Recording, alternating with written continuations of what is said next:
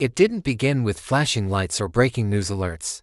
There were no early warnings, no urgent press conferences. Instead, it began in private spaces, hotel rooms, parked cars.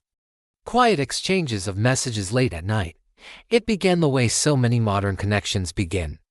Through screens, profiles, and brief conversations that promised intimacy, comfort, or escape from loneliness.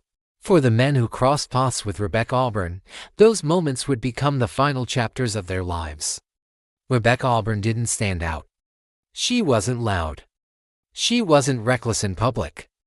To anyone who passed her on the street, she looked ordinary, another woman navigating life in Columbus.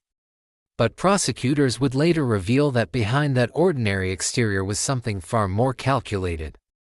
Something repeated. Something deadly. She met men online. Dating platforms, casual arrangements, encounters built on mutual consent and trust. The men believed they knew what they were walking into. None of them believed they were walking toward death. Once alone with them, often in motels along familiar Columbus corridors, Auburn introduced drugs into the encounter, not recreational use, not accidental mixing.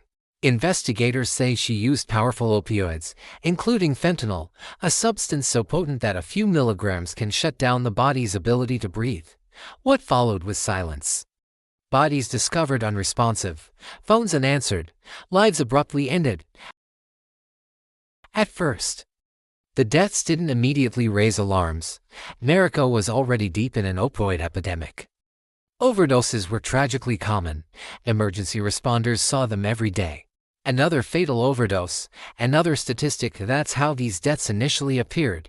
But patterns have a way of surfacing. Detectives began to notice similarities that couldn't be ignored. Men of different ages, different backgrounds, same outcome, same narrow time frames, same geographic clusters, and eventually, the same name appearing in their final hours. The first known victim died in January 2023. A 30-year-old man who had plans, routines, people who expected him home. He met Rebecca Auburn and never returned. Toxicology reports showed lethal drugs in his system. At the time, it was ruled an overdose. Then April came. Another man. Then another. Weeks apart. Same story. A meeting arranged. A private encounter. A body found unresponsive. Families received calls that would permanently alter their lives. Police knocked on doors with news no one is ever prepared to hear. By the time summer arrived, 4 men were dead. 4 lives erased. 4 families shattered. 4 timelines abruptly cut off. And there was one more, of a man who survived. Barely. He had met Auburn months earlier and nearly died. He woke up confused, sick, and missing belongings. At the time, he may not have fully understood what had happened. But his survival became crucial. His memory became evidence. His account gave investigators something the others never could voice, as law enforcement dug deeper. The picture became unmistakably dark. Surveillance footage placed Auburn at hotels shortly before the overdoses. Cell phone records showed conversations ending just hours before the men were found dead. Financial trails revealed stolen cards, missing cash, and unauthorized transactions. The men weren't just dying, they were being robbed in their final moments.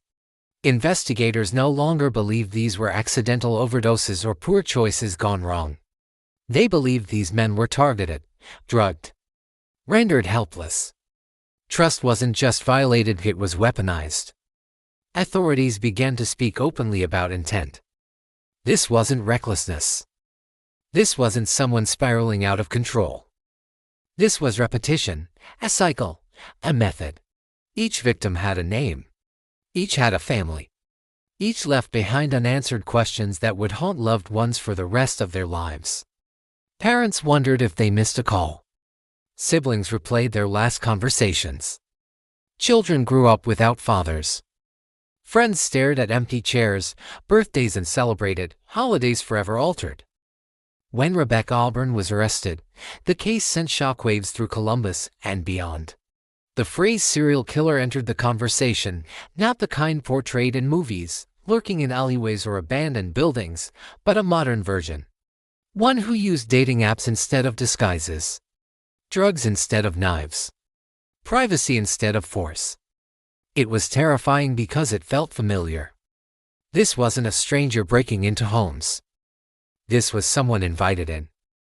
As the case moved toward court, prosecutors assembled an overwhelming body of evidence. Digital footprints, financial records, witness testimony, autopsy results. Every piece pointed to the same conclusion: these deaths were not coincidences. In a Franklin County courtroom, Rebecca Auborn finally stood before a judge.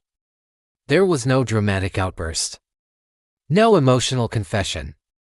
Just the quiet reading of charges for counts of murder, 1 count of felonious assault, and a guilty plea that confirmed what families already feared. As her words echoed through the courtroom, the weight of loss was impossible to ignore. Victims' families sat feet away from the person responsible for ending their loved ones' lives. Some stared straight ahead. Others held photographs. Some cried silently. Others couldn't look at her at all. For them, this moment wasn't about victory. It was about truth. Prosecutors described a clear pattern of behavior, repeated acts that resulted in death. Ohio officials publicly acknowledged the case as one of serial criminal conduct. Investigators emphasized how easily these deaths could have remained mislabeled as isolated overdoses if not for careful, persistent police work. Now, Rebecca Auborn awaits sentencing. She faces decades in prison, possibly life. The court will decide how her punishment is measured. But no sentence can return what was taken. Justice, for the families, doesn't mean healing. It means accountability. It means their loved ones' names won't be forgotten or reduced to numbers in a report. This case forces uncomfortable questions. How many crimes hide in plain sight?